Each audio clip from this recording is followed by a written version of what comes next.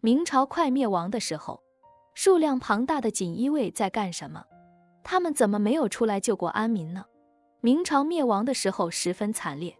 皇帝自缢，朱家宗室几乎是全部遇难，投降李自成或满清的大臣很多，壮烈殉国的也不少。可很多人会产生这样一个疑问，说明朝的锦衣卫不是很牛吗？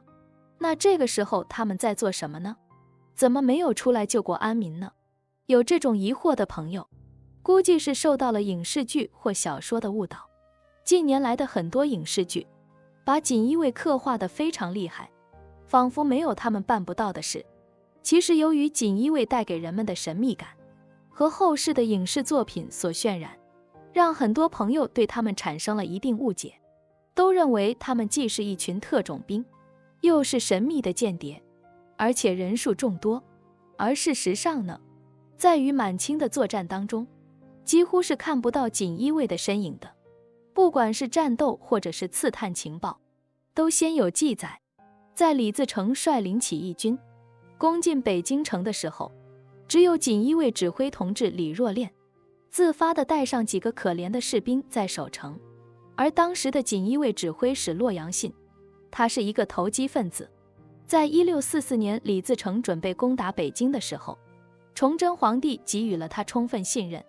命令他负责组织军队守城。但是这洛阳信却不甚作为，只考虑给自己安排后路。到城破之后，他立马就顺势投降了李自成，并且花了3万两银子的买命钱，得以躲过了刘宗敏的严刑拷打。后来清军入关之后，他又投靠了满清，曾一度被封为天津都督，锦衣卫的最高领导。这都是这副德行，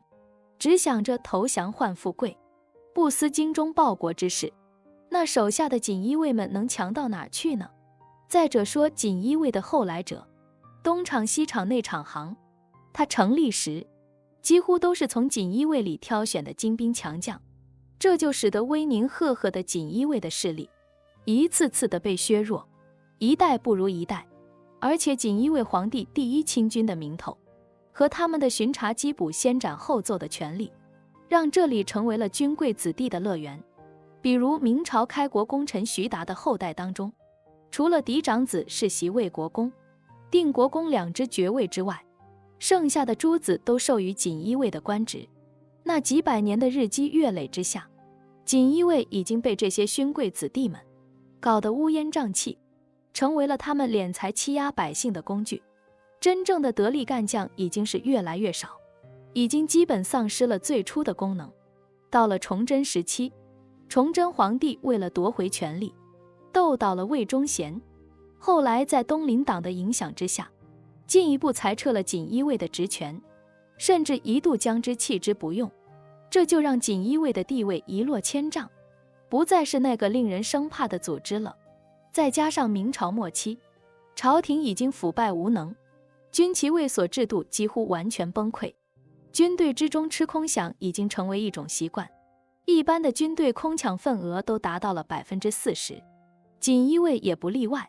很多人都花个几十上百两银子，从锦衣卫官员手上买一张唐帖，让自己也成为锦衣卫的人，这样就可以方便对百姓敲诈勒索。据说李自成大军攻占北京前夕，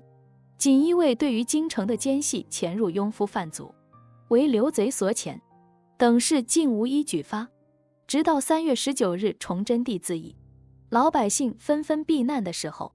锦衣卫仍然在查禁京城沦陷的谣言呢。而此时的北京城已经连坑厕里都是闯郡了。由此可见，在明朝灭亡的时候，曾经辉煌的锦衣卫实际上已经沦落为一个两耳不闻窗外事，一心只顾捞钱财的腐败组织了。这样的锦衣卫，就算他的人数再多，无论是面对李自成的农民军，还是面对强悍的清兵，都会一触即溃的。他们根本就没有了战斗能力，还谈什么救国安民呢？欢迎关注我的频道，这样就不会错过更多精彩内容。